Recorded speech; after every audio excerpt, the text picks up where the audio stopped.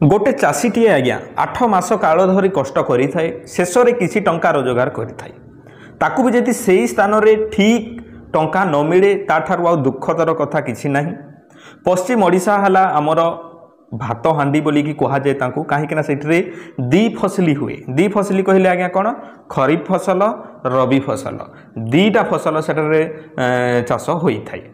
एबे मध्य किछि रबी धान अमड़ होबार समय आसीगला। गोटे चाषीटी आज्ञा देखो तांकरी कथा जदि मु कहिबी धान बुणीबा रुईबा ठारू आरंभ करिकी आज्ञा धान काटिबा पर्यंत सबु बेले से कष्ट करी करी ही चली थाई। एतिकी समय ताकू जदि उचित आज्ञा मूल्यटी न मिले तो ताहले सबुठारु दुखद कथा।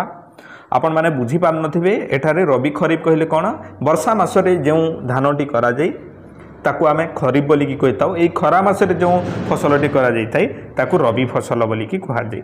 सम्बलपुरी रे कहमा जदि डालुआ धान डालुआ चाष तो एबे अमड़ करबा समय आसीगलानी। केउ केउ डिस्ट्रिक्ट रे आगो किना जीवो केउ केउ अंचल रे केते रेट अछि केते सरकार केते क्विंटाल पर्यंत किनिबे आजिर वीडियो रे आपण माने समस्त जानिबा पई पाइबे। तेणु करी निश्चित भाव में वीडियो को शेष पर्यंत देखि नेबे। आ केउ डिस्ट्रिक्ट रो आपण माने वीडियो देखुचंती ताहा मध्ये मते जणैबे आ केउ एरिया रू देखुचंती केउ ब्लॉक रू ताहा मध्ये आपण माने जणै पारिबे। चलंतु आमे माने खबर कागज रे प्रकाश पाइची आमे माने ताकू पढि नेबा तापर सेथिरे डिटेल्स कोन रहिছে आमे माने जानि नेबा। एठरे आपण मानकु देखा जाउथबो एठरे मे 20 रु जिल्ला रे रबी धान संग्रह देखंतु एइठु वीडियो को छाड़ी के पढांतु नाही केते रेट कोन केते क्विंटाल धान किनिबे आपण माने केते शीघ्र बिकी देले आपनकर ठीक पैसाटी मिलिबो से विषय रे मध्ये मु कहिबी। एठरे देखि पारथे आज्ञा नुआपड़ा जिल्लापालको सद्भावना सभागृह रे शनिवार जिला स्तरीय धान क्रय कमिटी बैठक अनुष्ठित होई अछि। जिल्ला रे मे 20 रु मंडी खोली रबी धान संग्रह करा जिवो बोली एठारे बैठक रे निष्पत्ति आज्ञा निया जाईछि। तेणु करी आपण माने जदी रबी फसल धान करिसेंती बा रबी फसल करिसेंती चाष करिसेंती ताहले आपण मानकु निहाती भाव रे कार्ड रे धान बिकिबे।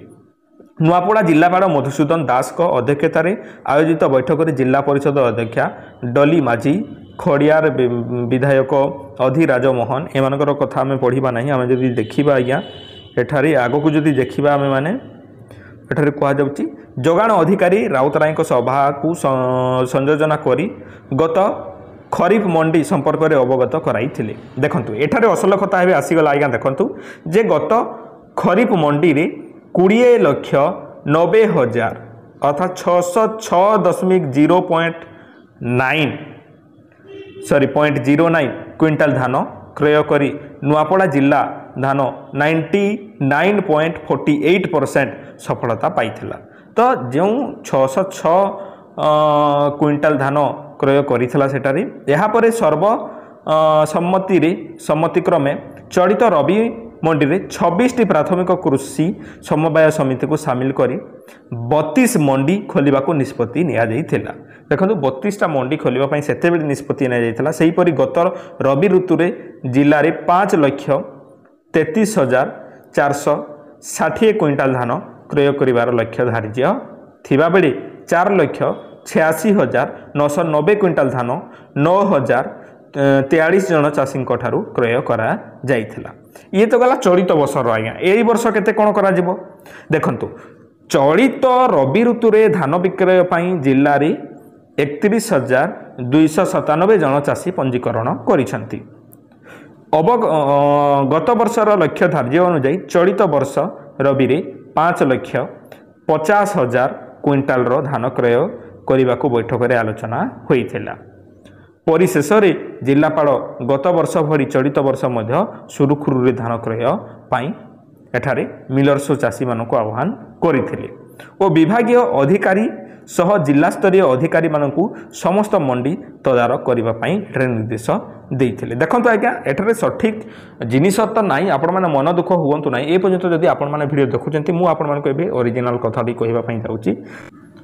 देखंतु नुआपड़ा डिस्ट्रिक्ट रे जदि धान किनिबा आरंभ हैला 20 ठारू आरंभ हो बोले कि कहा जाउची तो आपण को अंचल रे मध्य मंडी रे आपण माने टिके पचारिकी बुझंतु असल कथाटा है या वीडियो बनैबार उद्देश्य है जे आज्ञा देखंतु आपण मानकर जदि चाष करिसंती आपण माने डालुआ चाष करिसंती बा रबी फसल करिसंती तो आपण माने टिके जाईकी बुझिकी पचारंतु जे धान किणा आरंभ हलानी नहीं धान केबे किणा हबो आ सबठारु बेस्ट हे आपण माने मोबाइल नंबरटी तांकर आनी पकैथिबे मझिरे मझिरे पचारिबे देखंतु 20 तारिख धान किणा हबो बोली कि कह जाउची तो आपण माने 20 तारिख टिके तांको पचारि देबे जे आम अंचल रे आज्ञा धानटी केबे किणा हबो ता सहित आपण मानको फ्री रे मध्य बस्ता मिले से बस्ता आपण माने टिके तांको पचारिबे बुझिबे भल लोक हेले आपण माने संग्रह करिके आनी परिबे बस्ता मध्य आपनको किसी टेंशन रहिबो नाही तो आपण माने सुरुखुरु रे धानटी को बिक्री करी पारिबे आ पूर्वरु मध्य मैं अनेक वीडियो बनैथिली जे आपण माने केउ धान को अधिक रेट रे पाइबे पूर्वरु जो रेट थिला सेही रेट देबे कि नै सेटा मध्य आपण माने टिके पचारि देबे आ आपण माने जदी किछि डिटेल्स पाइछंती ताहले आपनको अंचल रे केते कोन रेट एबे का समय रे अछि आपण माने मते कमेंट करिके जणांतु मु आगामी दिन रे मध्य वीडियो नै की आसीबी आई होप आपण मानको समस्त को वीडियो भल लागितबो वीडियो जदि भल लागिला वीडियो को लाइक करंतु हमर चैनल रे एही परि वीडियो गुडा को देखिबा पय आज्ञा हम चैनल को आपण माने सब्सक्राइब मते कर दियंतु पुनी देखाबा ओ एक भल वीडियो रे से आपण माने मते विदाय दियंतु धन्यवाद।